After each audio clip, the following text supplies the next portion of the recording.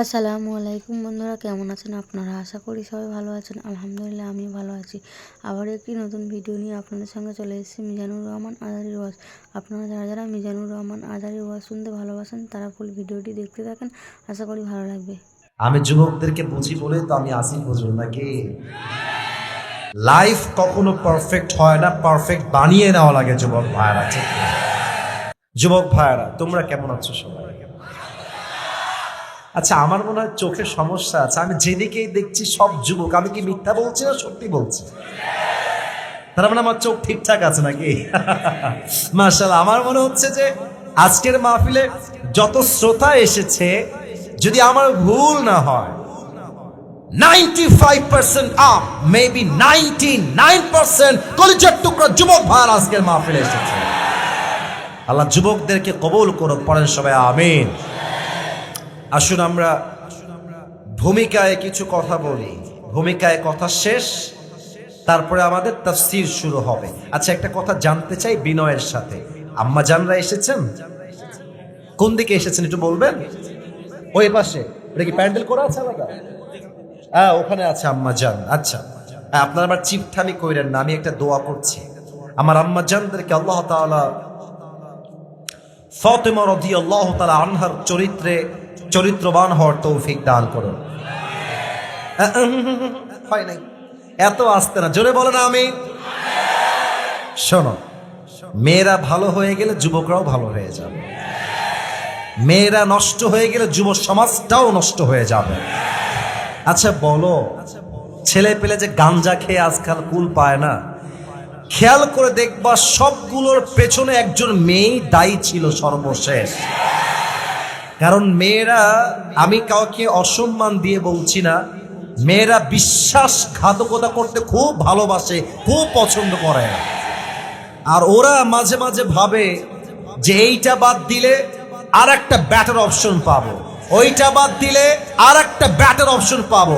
শেষ অব্দি কপালে বুইড়া টাকলা ছাড়া ভালো কোনো জামাই জোটে না।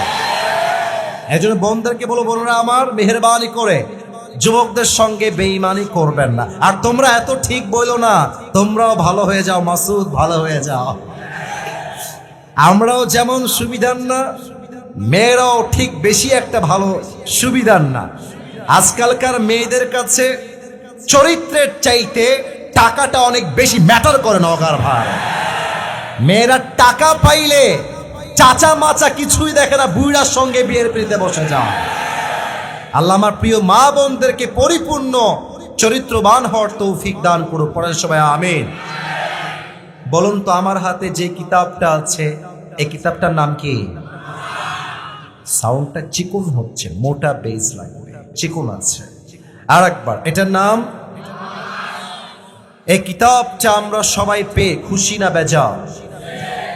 আজ অল্প সময় এই কিতাব থেকেই তাফসীর হবে। ভূমিকায় কিছু কথা বলতে চাই, সবাইকে চুপ করে মেজাজ রেখে বলতে চাই। আমার উত্তর ছাড়া কোনো উত্তর আসবে না, আমার উত্তর ছাড়া বাড়তি কোনো সাউন্ড আসবে না। বলেন তো, মুসলমানদের বাসা দুনিয়ায় আসার পূর্বে বুঝে বলবেন।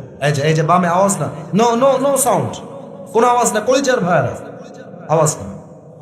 আমাদের সকলের বাসা জাহান্নামে ছিল না জান্নাতে? ভয় পাও কেন? বলো সবাই, জাহান্নামে না জান্নাতে?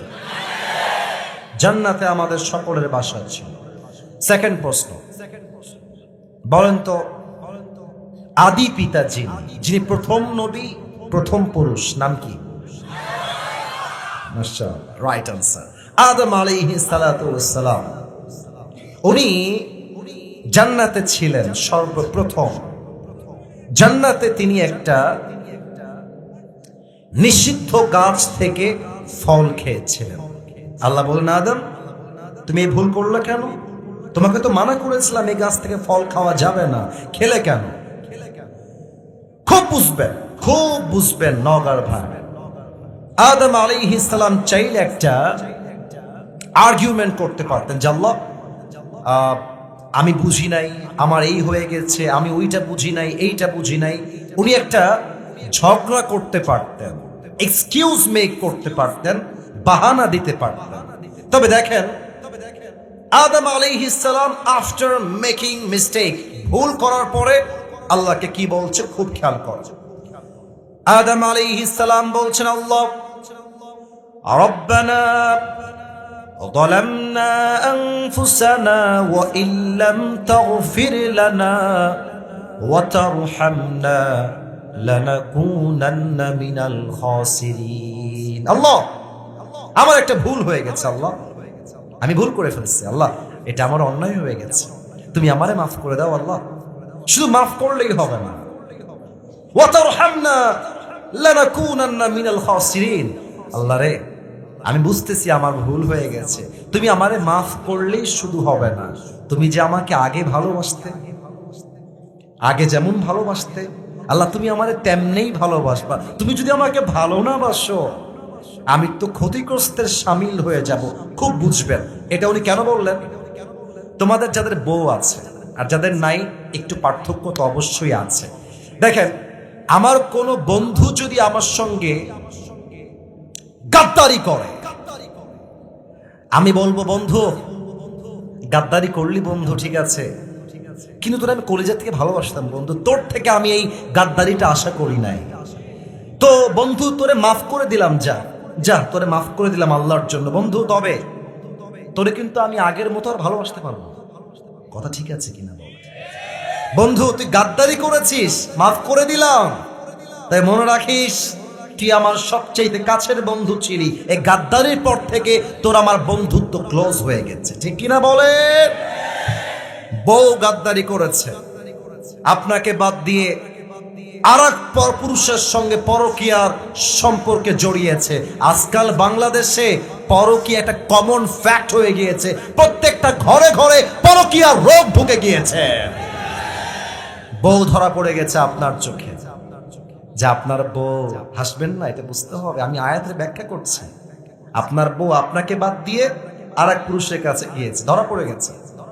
আপনি বললেন, বউ তুই কি করলি এটা, ইসরে তোর জন্য আমি কত কাজ করি, কত দিন খাটি, আমার সন্তানটার দিকে একবার তাকায় দেখ, ও তোরে কত ভালোবাসে, তুই আমার একটা মাত্র বউ, তুই কেন গাদ্দারি করলে, তোর যা লাগবে আমি তোকে দিতাম, তুই আমাকে বলতি একটা বারের জন্য, তুই যে গাদ্দারি করলি, যা আমি তোরে মাফ করে দিলাম আল্লাহর জন্য, কিন্তু মনে রাখিস তোর স্বামী তোকে আগের মতো আর কখনো ভালোবাসতে পারবে না।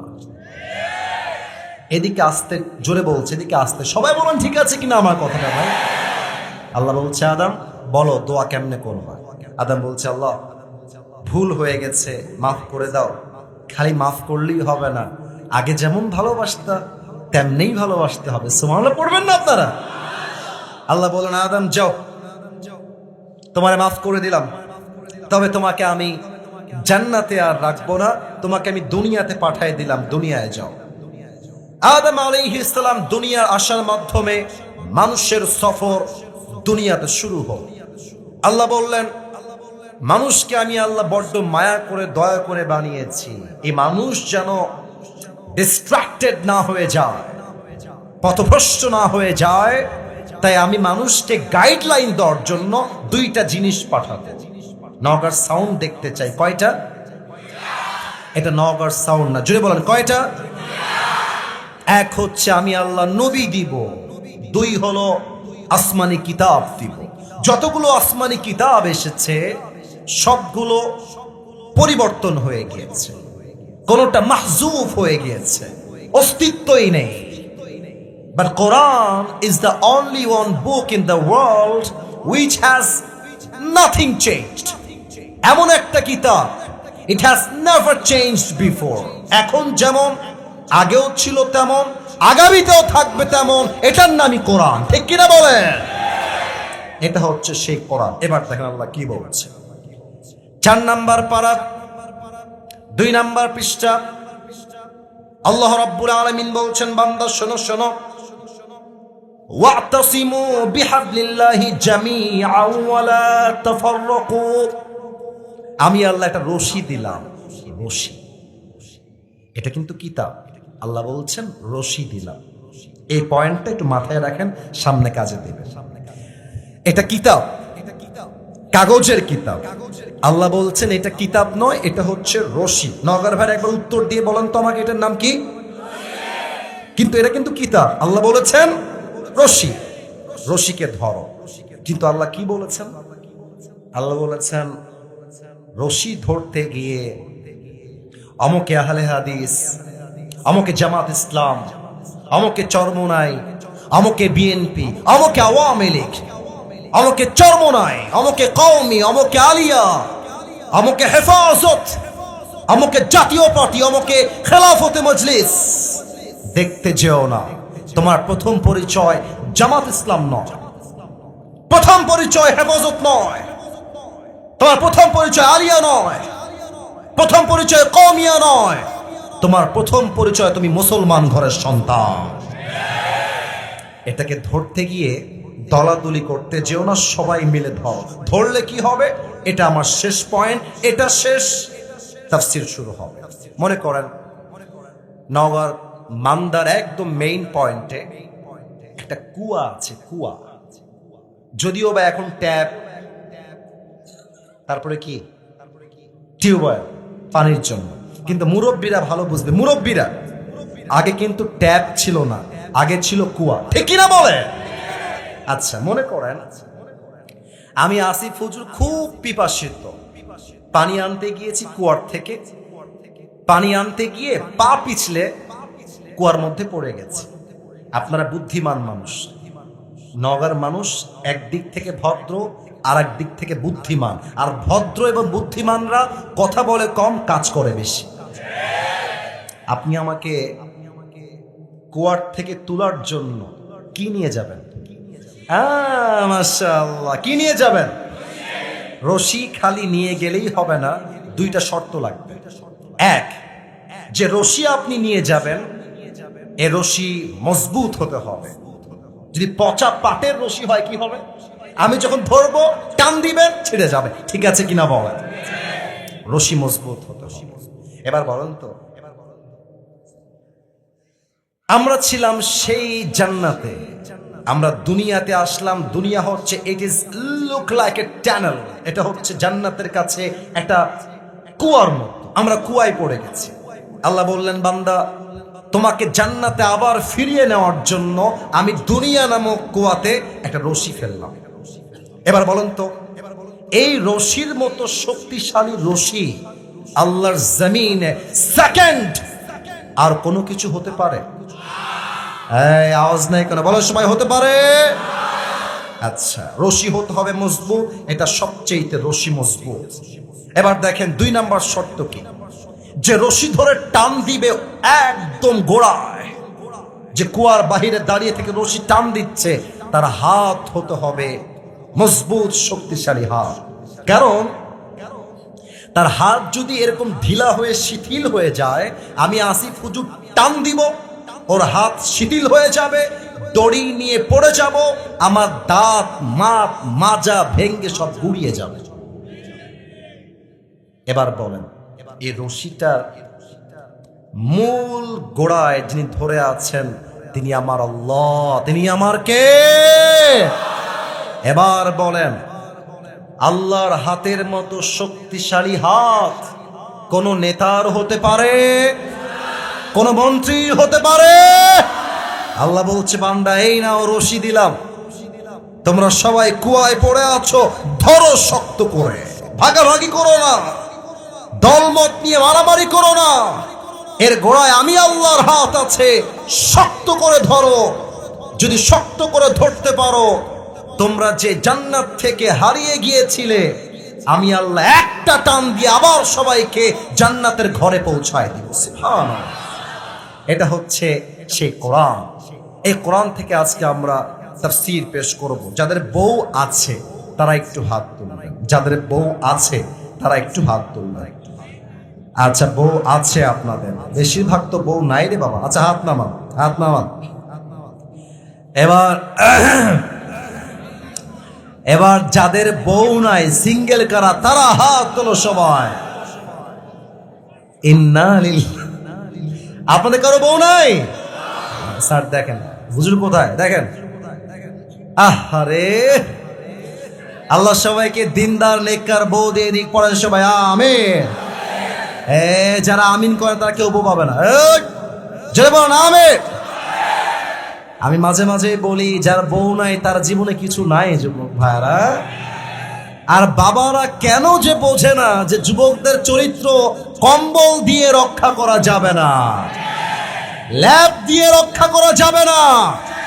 যুবকের চরিত্র একমাত্র রক্ষা হবে বইয়ের দ্বারা, বিয়ের দ্বারা। আব্বা বোঝে না রে, আব্বা বোঝে।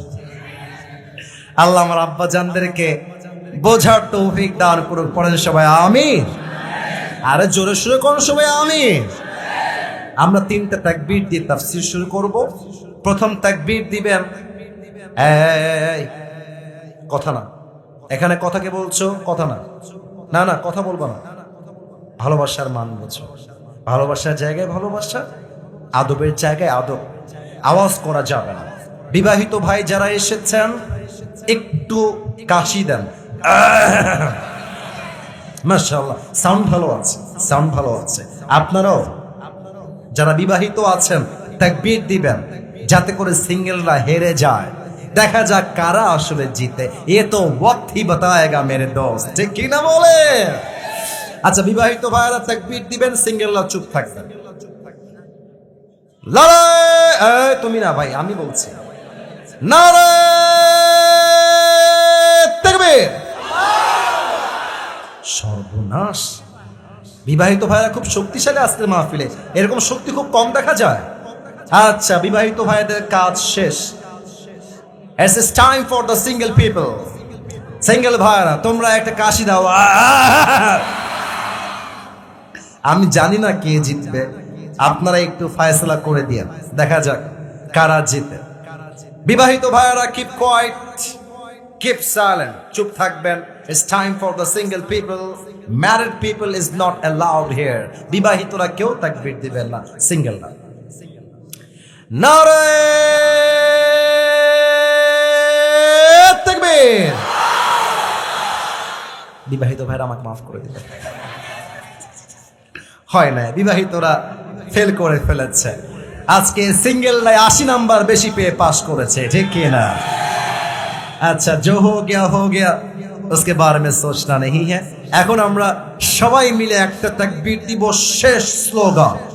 এমন জোরে তাকবীর দিবেন, এই তাকবীরই প্রমাণ করে দিবে নওগাঁর মান্দায় আমার সামনে যারা বসে আছে, দাঁড়িয়ে আছে, একটাও বেড়ার বাচ্চা নয়, সব সিংহের বাচ্চাগুলো আমার সামনে বসে আছে। নারে তাকবীর। আল কোরআনের আলো, আল হাদিসের আলো,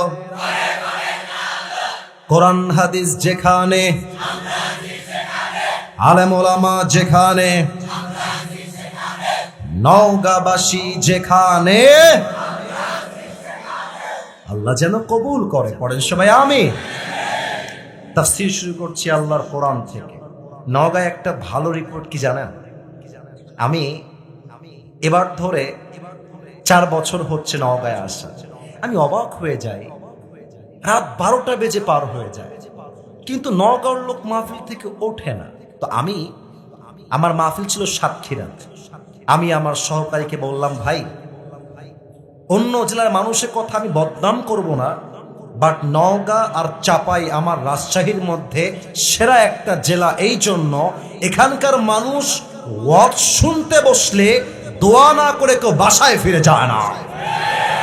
এটা আমাদের ঐতিহ্য, এটা আমাদের ভালোবাসার জায়গা।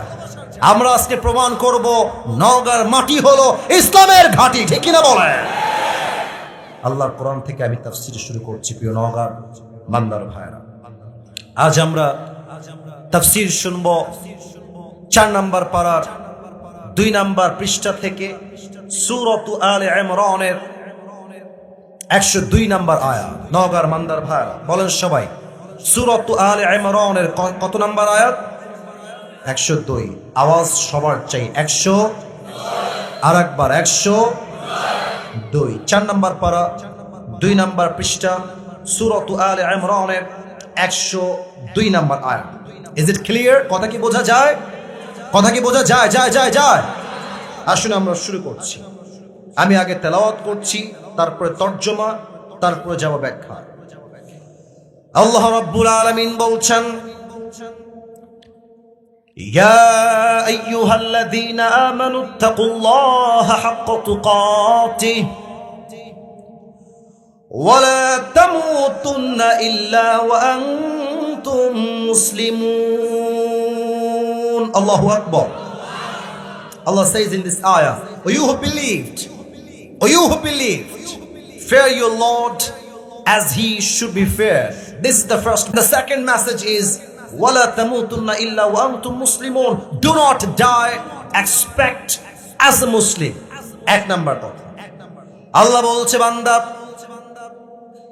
আমি আল্লাহকে ভয় করো, ভয় করলেই শুধু হবে না, ভয় করার মতো ভয় করতে হবে একজনকে। আওয়াজ দিয়ে বলেন সবাই, তিনি কে? নাম্বার 2, মরতে যেহেতু হবে, খুব বুঝবেন, মরতে যেহেতু হবে, প্রকৃতপক্ষের মুসলমান না হয়ে কবরে শোনা। কে বলেছেন?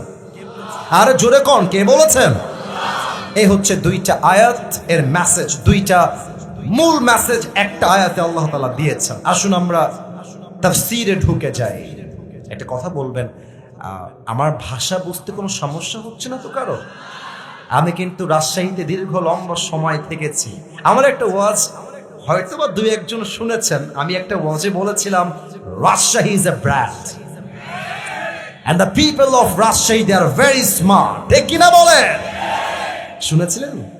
হ্যাঁ, আমি বলেছিলাম এটা রাজশাহীকে নিয়ে।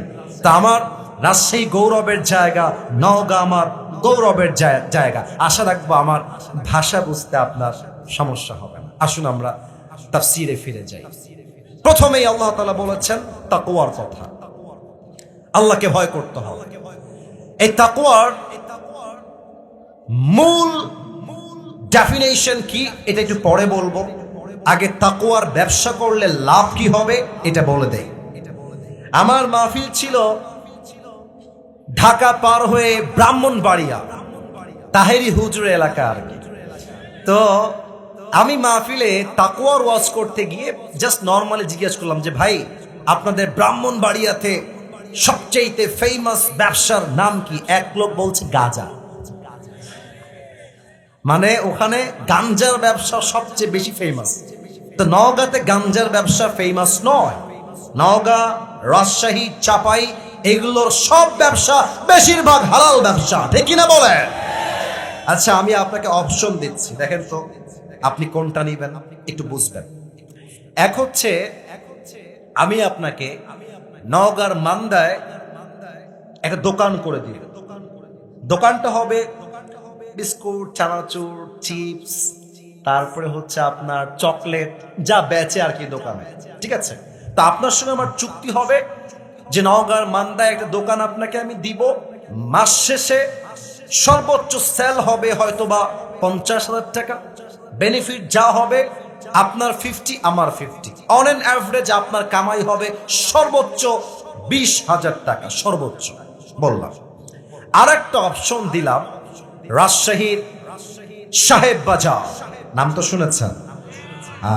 ওখানে একটা দোকান দিব আপনাকে, শাড়ির দোকান আর 3 পিসের দোকান। যুবকরা খুব খুশি, হুজুর মেয়ে আসবে যে। আমি অবাক হয়ে যাই, দোকানদাররা এত পরিমাণ লুচ্চা। আমরা যখন দোকানে যাই, ভাই এটার দাম কি 500 হবে? হ্যাঁ জানতো,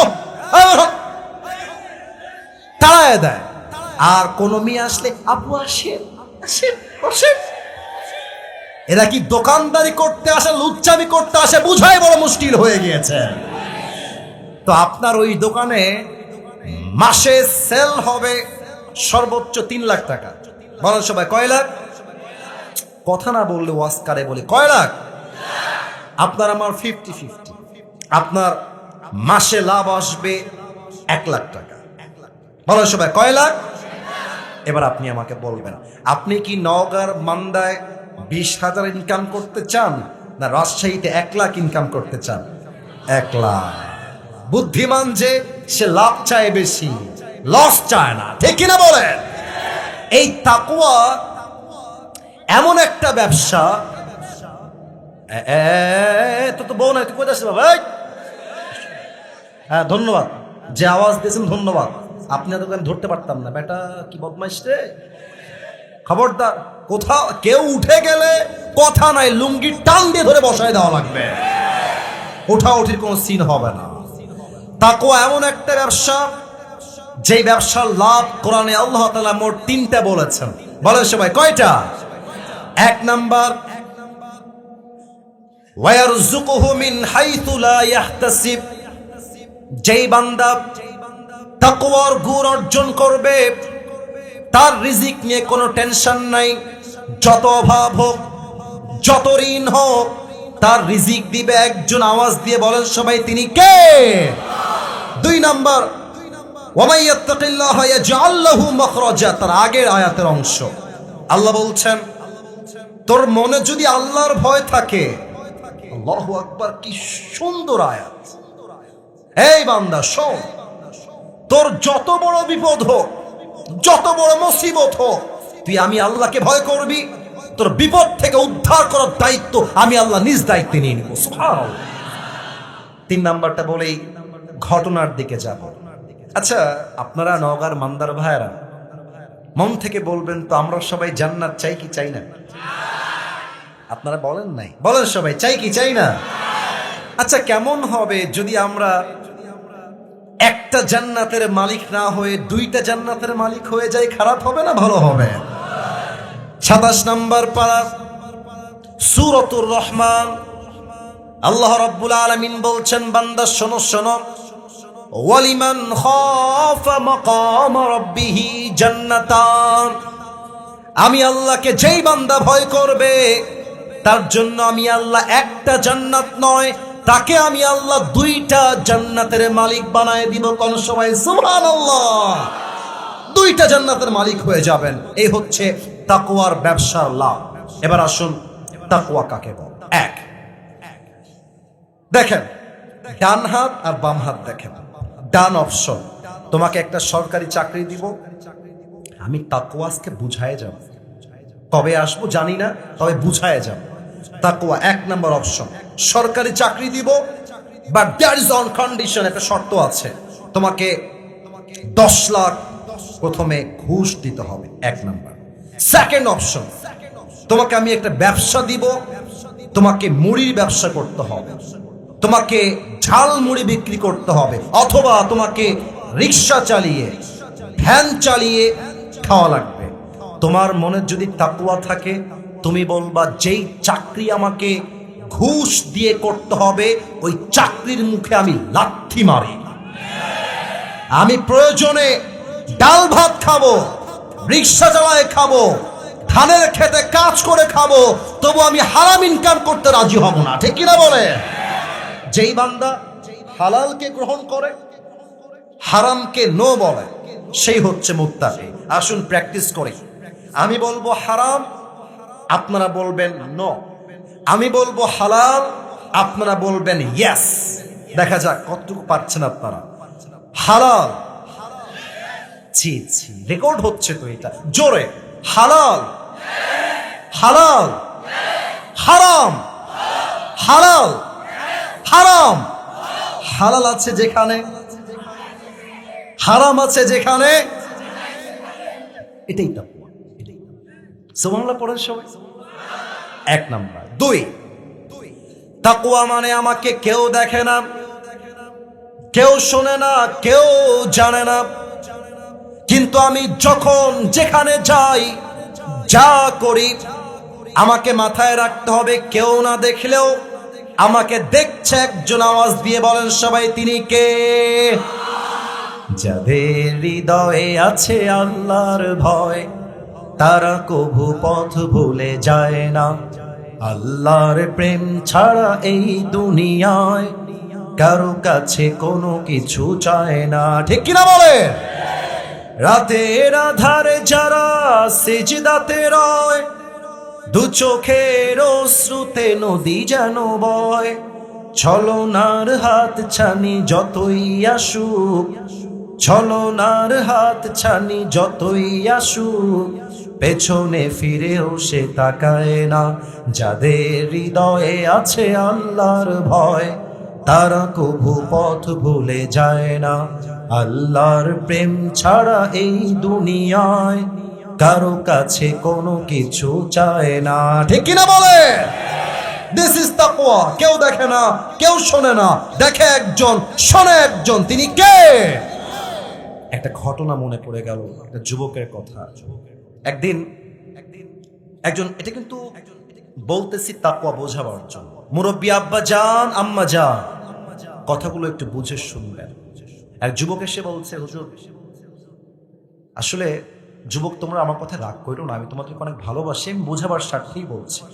এক যুবক এসে বলছে, হুজুর আমার একটা বাজে স্বভাব আছে। আমি ওকে পার্সোনালি বললাম যে কি, আমাকে বলো, সমস্যা না, আমি তোমার বন্ধুর মতো, আমাকে বলো। বললো, হুজুর এটা বড্ড মারাত্মক রোগ আর কি।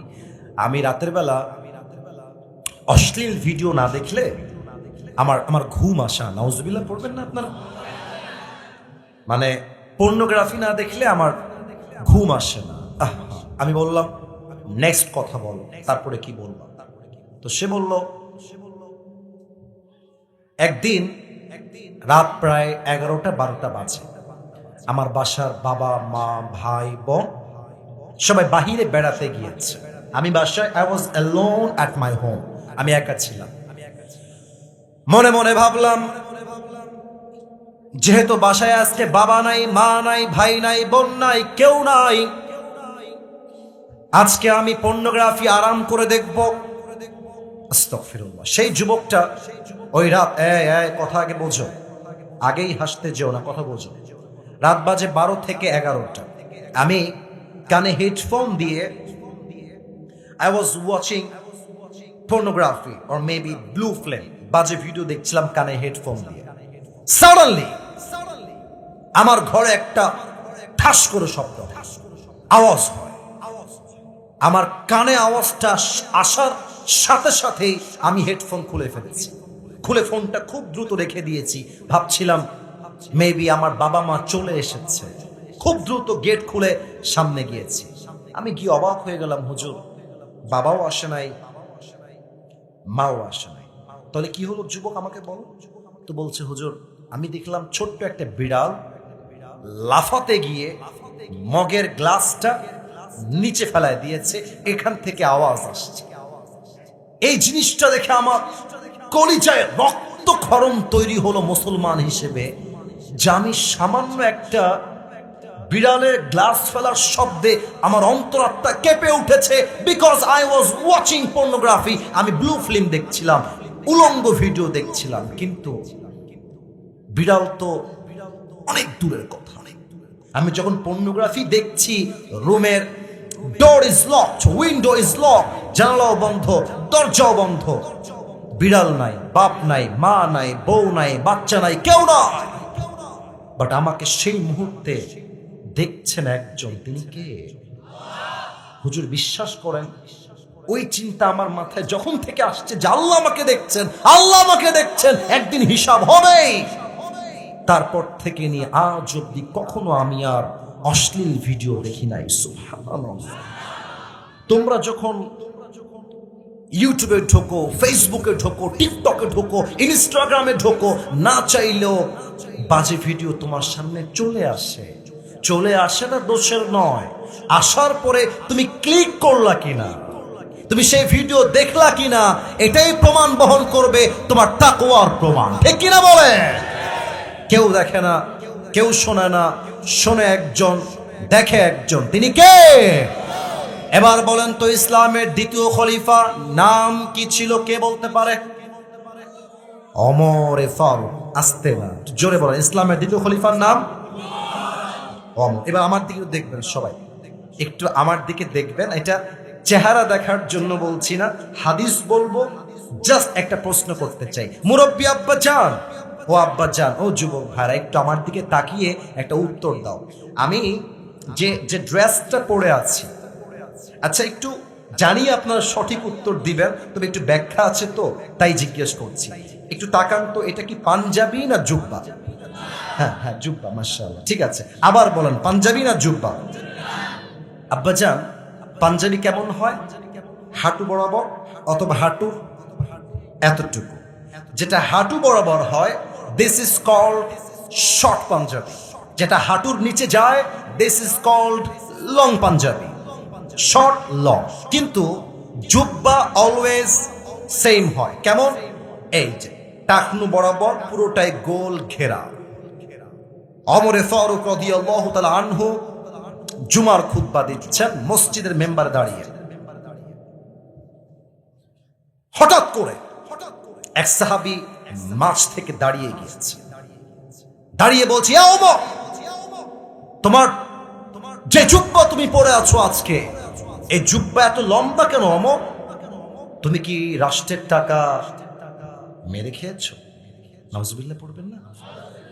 এই দেখেন, আমাদের বাংলাদেশে 5 আগস্টের পূর্বে আমরা দেখেছি পাতি নেতা ভাবে ওর পা মাটিতে পড়ে না। ইভেন আমি খুব খেয়াল করেছি, মাহফিল চলছে, তাফসীর করছে বক্তা, কোন পাতি নেতা এসে এমনি ঠাস করে একটা মাইকে বাড়ি দেয়। কোন বাপের বেটা থাকলে আজকে আসেন, আসেন, আমরা বসে আছি, আসেন। আপনার পিঠের চামড়া একটাও থাকবে না ওগার ভাইরা। আওয়ামী লীগ বিএনপি বুঝি না, কোরআনের পক্ষে বলবেন আপনি আমার বন্ধু, কোরআনের বাহিরে যাবেন আপনার সঙ্গে আমার যুদ্ধের ঘোষণা হয়ে যাবে। কোন দলমত বুঝি না, সোজা কথা। আল্লামা দেলোয়ার হোসেন সাইদি হুজুর কি সুন্দর করে বলতেন, তোমরা আমাদেরকে হক কথা বললে গালি দাও, রাজাকার বলে, জঙ্গিবাদ বলে, মৌলবাদ বলে। তবে যতই মৌলবাদী বলো, আমরা রাগটা করি না। কেন করি না? মৌল। আজকে আজহারী সাহেব ময়মনসিংহের মাহফিলে এটাই বলেছেন, এটা আমি এখনই শুনে আসলাম। মৌলবাদী বলে গালি দেয় কারণ আমরা সবাই মূলবাদী, আমরা হকের গোড়ায় দাঁড়িয়ে আছি। আর যারা আমাদেরকে মৌলবাদী বলে গালি দাও, তারা সবাই গাছের আগাবাদী। বলেন তো, বুঝে থাকলে গাছের আগায় শক্তি না গোড়া? আরে কথা কোন আগায় না গোড়ায়? আল্লামা দেলোয়ার হোসেন সাইদি হুজুর বলতেন, তোমরা থাকো গাছের আগায়, মারামারি বেশি কইরো না, জুলুমের রাজনীতি কইরো না, আলেমদেরকে ধরে জেলখানায় বন্দী করো না। বেশি মারামারি করলে 18 কোটি মানুষ গাছের গোড়ায় একটা ঝাঁকুনি মারবে, মামুর বাড়ি দিল্লি গিয়ে পড়বা, দিল্লি গিয়েই তারা পড়েছে। অতএব নেতা সাহেব, নেতাগিরি সব জায়গায় চলে না। নেতাগিরি বাহিরে দেখাবেন, চামচার কাছে নেতাগিরি করবেন, তাফসীর মাহফিলে নেতাগিরি করতে আসবেন, পায়ের হাড্ডি ভেঙে আমরা রেখে দিব যুবক ভাই। ওমরে ফারুককে এত বড় বাজে কথা বলেছে, আপনি কি রাষ্ট্রের টাকা মেরে খেয়েছেন? আরে কে এটা? অর্ধ জাহানের প্রধানমন্ত্রী। Could you imagine that? How much powerful he is? কত ক্ষমতা তার হাতে। এই কথা শুনে ওমরে ফারুক তো চাইলে বলতে পারতেন, তাকে তোমরা হত্যা করে ফেলো, অত বাজে কথা কেন বললো আমার সামনে? কিছুই বলেন নাই, just he was smiling like this, এমনি একটা মুচকি হাসি দিয়েছে। আর ওমরে ফারুকের ডান পাশে তার ছেলে ছিল, নাম হলো আব্দুল্লাহ ইবনে ওমর। আব্দুল্লাহ বলছে, এই ভাই, কাকে কি বলছেন? বসেন। আমার বাবার জুব্বা লম্বা কেন হয়েছে? লেট মি এক্সপ্লেইন, আমি আপনাকে ব্যাখ্যা দিচ্ছি। ওই যুবকটা চুপ করে বসে গিয়েছে। ওমরে ফারুক রাদিয়াল্লাহু তাআলা আনহুর সন্তান দাঁড়িয়ে গিয়েছে, ডাক দিয়ে বলছে, ভাইজান, প্রত্যেক বছর রাষ্ট্র থেকে আমরা 2টা জামা পাই, একটা বাপ পায়, একটা আমি পাই, কিন্তু এই বছর জুব্বা একটু ভুল হয়ে গেছে। আমার আব্বার হাইট লম্বা, কিন্তু যে জুব্বাটা এসেছে এটা শর্ট। জুব্বাটা কত শর্ট দেখেন, জুব্বা পড়েছে, বাট জুব্বাটা এই হাঁটুর এই বরাবর এসে আটকে গেছে, সাইজে ছোট। আচ্ছা বলেন, একটা দেশের প্রধানমন্ত্রী একটা জুব্বা যদি পরে পাঞ্জাবির মতো, তার ব্যক্তিত্বের সঙ্গে এটা কি যায়? যায় যায় যায় না, যায় না। তো উনি চাইলে কয়েক লাখ টাকা দিয়ে আর নতুন জুব্বা বানাইতে পারতেন, বানান নাই। This is the message. উনি বললেন, বাবা, তোমাকে যে জুব্বাটা দেওয়া হয়েছে আব্বা, ওইটা আমার কাছে নিয়ে আসো। ছেলে জুব্বা নিয়ে আসছে, বলছে, আব্বা দর্জিকে ডাকো। দর্জি এসেছে, বলছে, আব্বা তোমার জুব্বার নিচে যে গোল রাউন্ডটা আছে, এটা কেচি দিয়ে কেটে ফেলো, এবং কেটে ফেলার পরে আমার জুব্বা যে শর্ট হয়ে গেছে, ওখানে তালি দিয়ে পট্টি দিয়ে জুব্বাটাকে লম্বা করে দাও। সুবহানাল্লাহ। তালি দিয়েছে, তালি দিয়ে জুব্বা দেওয়ার পড়ার জন্য জুব্বাটা হালকা লম্বা হয়ে জাস্ট লাইক দিস ঝুলে গেছে নিচের দিকে। আর রাষ্ট্রের লোক বলছে, অমক তুমি কি রাষ্ট্রের টাকা মেরে খেয়েছো? জুব্বার সাইজ লম্বা কেন? আর সন্তান ডাক দিয়ে বলছে, বাবার জুব্বা লম্বা এই জন্য কারণ বাবা আমার জুব্বার থেকে কাপড় কেটে জুব্বা পরিধান করেছে, তবে রাষ্ট্রের টাকা এক পয়সাও মেরে খায় নাই, কারণ আমার আব্বার হৃদয়ে ভয় আছে এক সত্তার, তিনি কে? এই ভয় যদি আমার মাননীয় কনফার্ম জান্নাতি আপা শেখ হাসিনার মনে থাকতো, দেশটা আজকে দেউলিয়া হয়ে যেত না। এখানে বিএনপির লোকও থাকতে পারেন, আওয়ামী লীগের লোকও থাকতে পারেন। আপনি চাই আওয়ামী লীগ হন, চাই বিএনপি হন, আপনি এইটা বলতে বাধ্য, বিগত 16 বছর এই দেশ থেকে হাজার হাজার কোটি টাকা বিদেশের মধ্যে পাচার হয়ে গিয়েছে নওগাঁর ভাড়া। আপনারা একটা নাম বলছে, দেখেন তো আপনারা মনে করতে পারেন কিনা, ঢাকার মেট্রো রেল নাম মনে পড়ে? হ্যাঁ মনে পড়ে। আমি আসলে ভাই এখানে কোনো রাজনৈতিক বক্তব্য দেওয়ার জন্য কিন্তু আসি না, তবে যা বলবো কার গায়ে লাগবে ডাজন্ট ম্যাটার, হক কথা বলতে কোনো আপোষ করা যাবে না। আমার মনে আছে এটা মেবি 3 আগস্ট অথবা 4 আগস্টের কথা। তো মেট্রো রেলে আগুন লেগে গেল। আগুন লাগার পরে আমাদের যিনি নেত্রী ছিলেন, কোনো সমস্যা? কোনো সমস্যা হলে আমাকে বলতে হবে, বাট বাধা দেওয়ার মতো ভুল কিন্তু কইলেন না। যেই বাধা দেবে তার পিঠের চামড়া একটাও থাকবে না নওগাঁর ভাড়া আমার। আপনারা বাধা দিবেন না আমি জানি, আপনারা অন্য বিষয় আলাপ করছেন, যে সাবধান করে দিলাম। আর হ্যাঁ মাথায় রাখবেন, এখানে আসছি এই নিয়ত করে, হয় জীবন থাকবে নয় আল্লাহর রাস্তা শহীদ হয়ে বাসায় ফিরে যাব। আমাদের আপা মিডিয়ার সামনে একটা সম্মেলন করলেন। আমি তো অভিনয় করতে পারি না, তবু একটু দেখাচ্ছি আর কি। তো আপা এভাবে নাকে এরকম করে বলছে যে আমার এটা ঠিক করতে, কি বলবো, প্রায় নাকি 30 লাখ টাকা লেগে যাবে, অনেক লাখ টাকা লাগে, 3 কোটি বলছে, 3 কোটি লাগবে। আমি ভাবলাম যে না, ছাত্ররা কাজটা একদমই ঠিক করে নাই। পরে গিয়ে আমি দেখলাম ওই মেট্রো রেল 3 কোটি তো বহুত দূর কি বাত হ্যায়, মাত্র 20 থেকে 30 লাখের মধ্যেই ঠিক হয়ে গেছে, 27 লাখ। এই যে আমার পাশে তথ্যের মানুষ বসে আছে, তো যেই ব্রিজ বা যেই মেট্রো রেল ঠিক করতে উনি 27 লাখকে 3 কোটিতে নিয়ে যায়, একবার ভাবেন সেই মানুষটা 16 বছরে কত কোটি মারতে পারে নওগাঁর ভাড়া। অতএব দল বুঝি না, মত বুঝি না, আগামীর বাংলাদেশে এমন একজন প্রধানমন্ত্রী চাই যিনি কোন নারী নয়, তিনি একজন পুরুষ হবে নওগাঁর ভাড়া।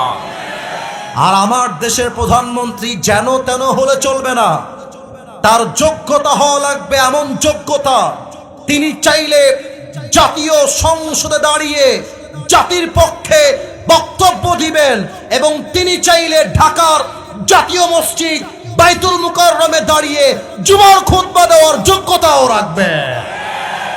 কারা কারা একমত, দুটো হাত তুলে আল্লাহকে দেখা দাও।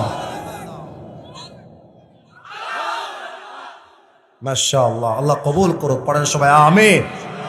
আচ্ছা ভাইয়ারা, একটা কথা জিজ্ঞেস করতে চাই। আমি তো এসেছি 10:50, এখন বাজে 12টা। আচ্ছা একটা কথা বলতে চাই, 12টার পরে কি 10-5 মিনিট ওয়াজ করা যায় না এখানে? আচ্ছা যায় নাকি যায় না? যায় যায় যায়। আচ্ছা একটা বিষয় আগে জানাই দেই। 1 নাম্বার, আমি খুবই অসুস্থ, ওয়াল্লাহি আল্লাহর কসম। 2 নাম্বার, কমিটির, আমি বলি লেট মি টক, আমি কথা বলি, কমিটির ভাইদেরকে আমি ফর্ম দিয়ে আসছি যে আমি যেখানেই যাই 1 ঘন্টা কথা বলি, যে এখন আসলাম 1 ঘন্টা কথা বলে আসছি। তবে যদিও আমার নিয়ম 1 ঘন্টা, তবে সব জায়গায় নিয়ম দিয়ে নয়, মাঝে মাঝে ভালোবাসা দিয়েও তো হিসাব করতে হয়। তা আমি আজকে নিয়মটা ভেঙে ফেলেছি অলরেডি। 1 ঘন্টা আপ, একটা তাকবীর চাই, এমন একটা তাকবীর, আপনাদের তাকবীর শুনে আমার গায়ে আবার জোর ফিরে আসবে। দেখা যাক কেমন জোরে তাকবীর আপনারা দিতে পারেন। নারে তাকবীর, মাশাআল্লাহ। সব বাঘের বাচ্চাগুলো বসে আছে, ঠিকই না বলে?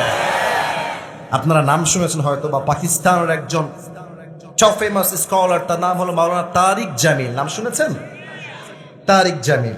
তবে আমাকে দেখেন, আমি কিন্তু সাদা জুব্বা যেমন পরি, বিভিন্ন জুব্বা আমি পরি, বাট উনি কিন্তু এমন নন।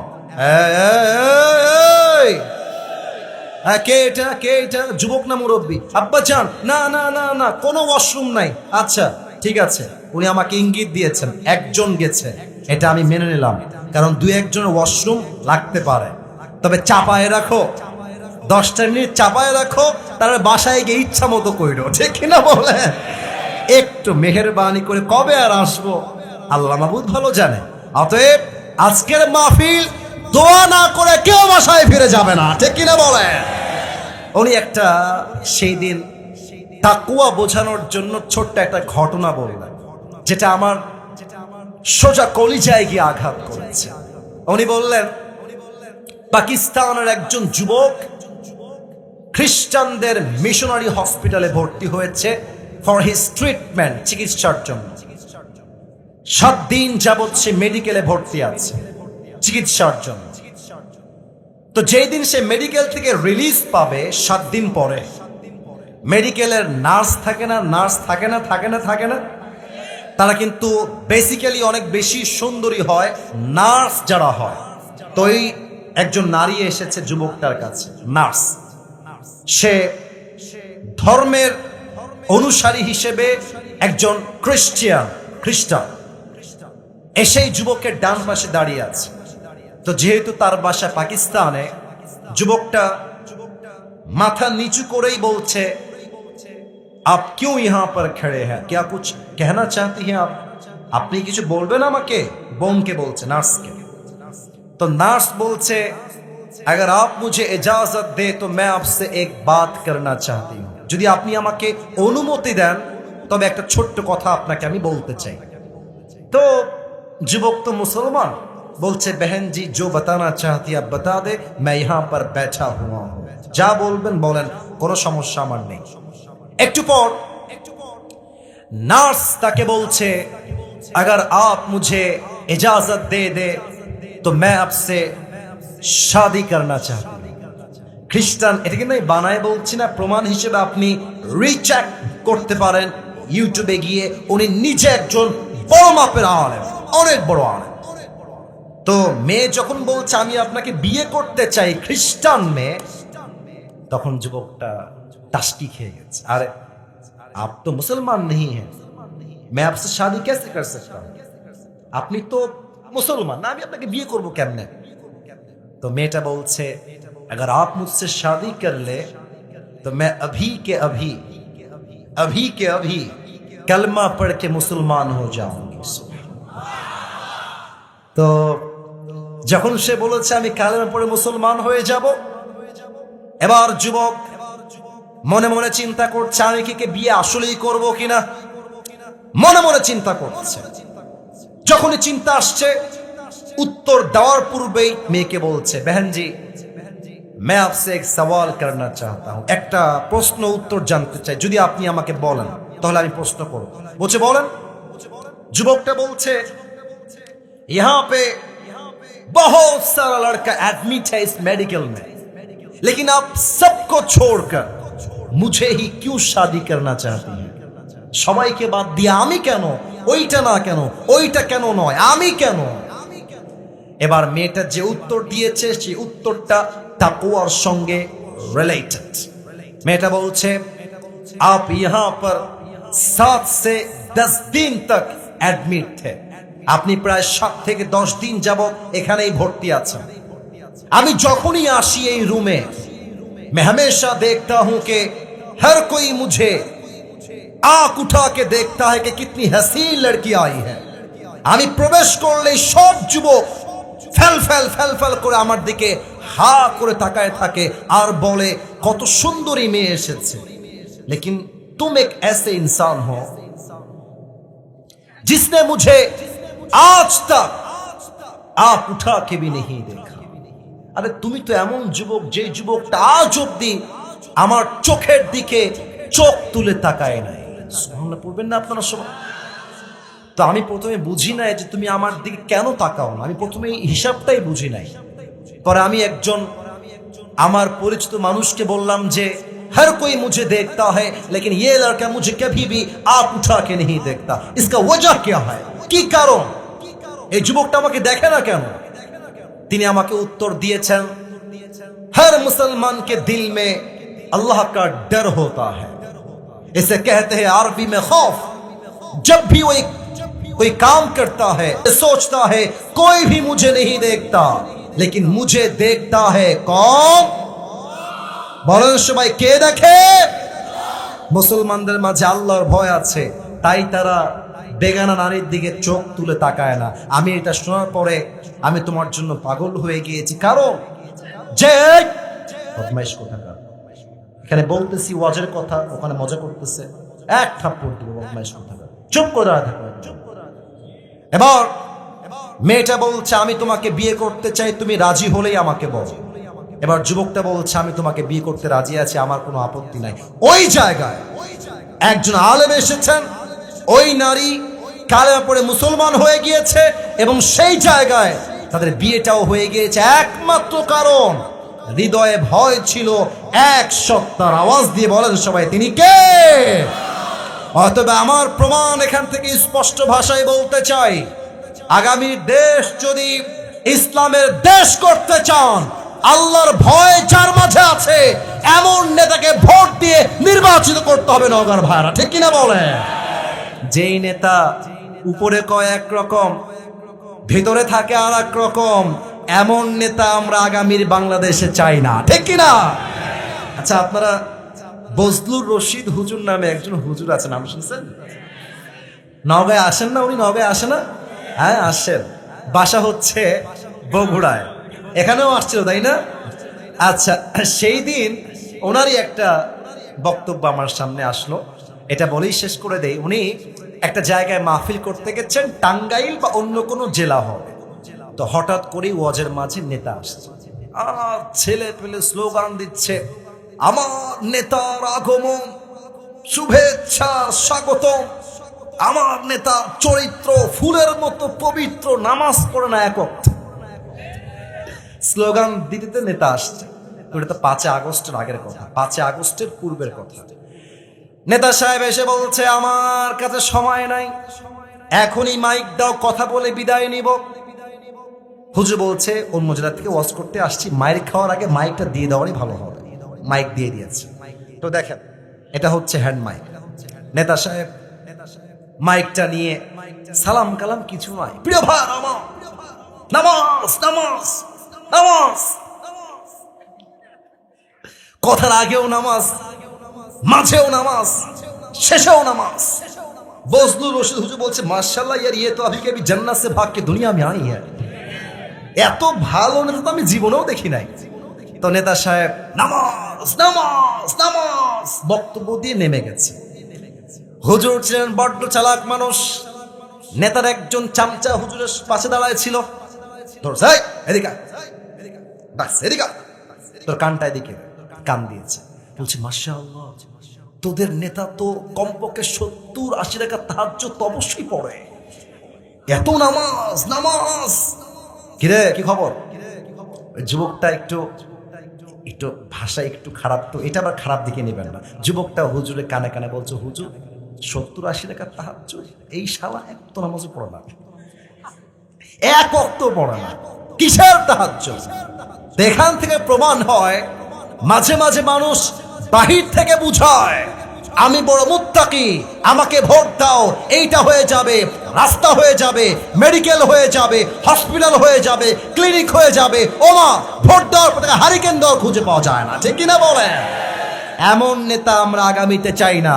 এমন নেতা আমরা চাই যেই নেতা 5 ওয়াক্ত নামাজি হবে এবং আল্লাহকে তার মন থেকে ভয় করবে, ঠিক কিনা বলে? ইয়া আইয়ুহাল্লাযীনা আমানুত্তাকুল্লাহা হাক্কা তুকাতি, আল্লাহকে ভয় করো, ভয় করার মত। 2 নাম্বার, ওয়ালা তামুতুন্না ইল্লা ওয়া আনতুম মুসলিমুন, তোমরা মুসলমান না হয়ে কবরে এসো না। বলেন তো আমরা সবাই হিন্দু না মুসলমান? এটা শেষ কথা তো একটু জোরে বলবেন, হিন্দু না মুসলমান? আমরা সবাই খ্রিস্টান না মুসলমান? অথচ আল্লাহ বলছেন তোমরা মুসলমান হয়ে কবরে এসো। কারণ কি? আমি মুখে বলছি মুসলমান, আমার এই চোখটা এখনো মুসলমান হইতে পারে নাই। কারণ যখনই দেখছি রাস্তায় কোনো সুন্দরী মেয়ে হেঁটে যাচ্ছে, অনেক যুবক তো মজা করে এমন ভাবে শয়তানি করে, বন্ধু দেখ দেখ দেখ দেখ। নিজে ভালো থাকতে চাইলেও বন্ধুর জন্য যুবকের চরিত্র নষ্ট হয়ে যায়, ঠিক কিনা বলে? চোখটা আমার মুসলমান হতে পারে না। আমি যদি এই মাহফিলে এখন নেমে যাই, এখানে অনেক লোক বসে আছে, রাগ করবেন না, পকেটে হাত দিলে কয়েকজনের পকেট থেকে এখন টাটকা বিড়ির প্যাকেট বের হবে, এখনই বের হবে, এখনই। ওই যে ওই পাশ দিয়ে আসছিলাম, ওই যে ডান পাশ দিয়ে কয়েকজনকে দেখলাম, আমাকে দেখতেছে, এই যে এখানে আসার সময়। প্রিয় ভাইরা, এটা প্রকৃতপক্ষের মুসলমান নয়। মুসলমান মানে আমার চোখও মুসলমান, আমার হাতও হবে মুসলমান, ঠিক কিনা বলেন?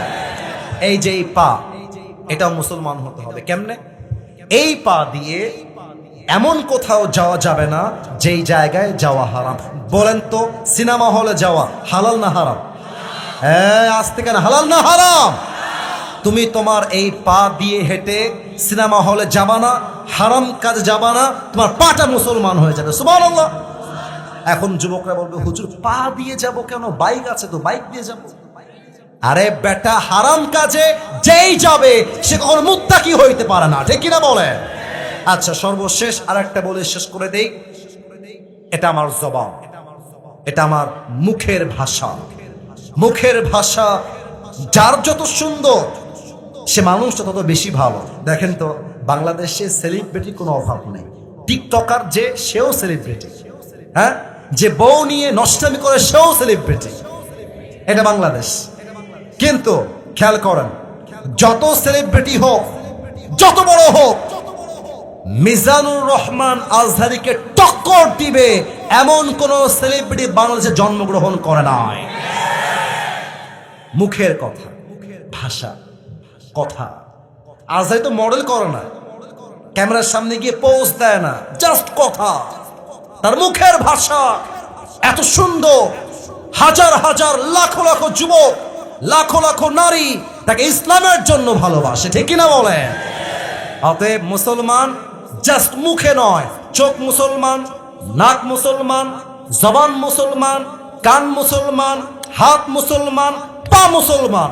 সব যখন মুসলমান হবে, তখন আপনি প্রকৃতপক্ষের মুসলমান হতে পারবেন, ঠিক কিনা বলেন? সবাই দুইটা হাত তুলুন। সবাই দাঁড়িয়ে থাকা ভাইয়েরা, বসে থাকা ভাইয়েরা, সবাই দুই হাত। নওগাঁর মান্দার ভাইয়েরা, মাথায় রাখবেন একটা কথা, রাত করে ওয়াজ শোনার চাইতে ফজরের নামাজ জামাতে পড়া হাজার গুণ বেশি দামি নওগাঁর ভাইয়েরা, ঠিক কিনা বলে? রাত করে ওয়াজ শুনলাম, আসিফ হুজুর 1.5 ঘন্টা নয় 2 ঘন্টা ওয়াজ করলেন, আজকে রেকর্ড ভেঙে দিয়েছে। না, রেকর্ড হবে তখন যখন আপনি বাসায় যাবেন, তাহাজ্জুদ পড়বেন, ফজরটাও জামাতে পড়বেন, তখন আপনার রেকর্ড ভাঙবে, ঠিক কিনা বলে? আমি যা ওয়াদা করি, আমাকে ওয়াদা করি। সবাই একটা কাশি দেন, বলেন সবাই হুজুর। আস্তে না, জোরে, হুজুর। আমরা সকলে নওগাঁর সন্তান আপনাকে, এই আসতে কেন, আপনাকে ওয়াদা দিলাম, আজ আমরা দোয়া না করে, একটু আওয়াজটা বামে, আমার কানে সমস্যা আছে মনে হয়, বলেন সবাই, দোয়া না করে বাসায় ফিরে যাব না। জোরে বলেন, যাব না। বলেন সবাই ইনশাআল্লাহ। সবাই বসেন। তোমরা যা দাঁড়িয়ে আছো, তোমরা তো আমার ভালোবাসা, তোমরা একটু বসে পড়ো দোয়ার জন্য। তোমরা আমার ভালোবাসা, বসে পড়ো। ভিডিওটি ভালো লাগলে একটি লাইক, কমেন্ট ও শেয়ার করে পাশে থাকবেন বন্ধুরা। যারা যারা শেষ পর্যন্ত ভিডিওটি দেখেছেন তাদের জন্য অনেক অনেক ভালোবাসা থাকলো বন্ধুরা। আরও নতুন নতুন ভিডিও পেতে চ্যানেলটিকে সাবস্ক্রাইব করে পাশে থাকবেন বন্ধুরা। ভালো থাকবেন, ধন্যবাদ।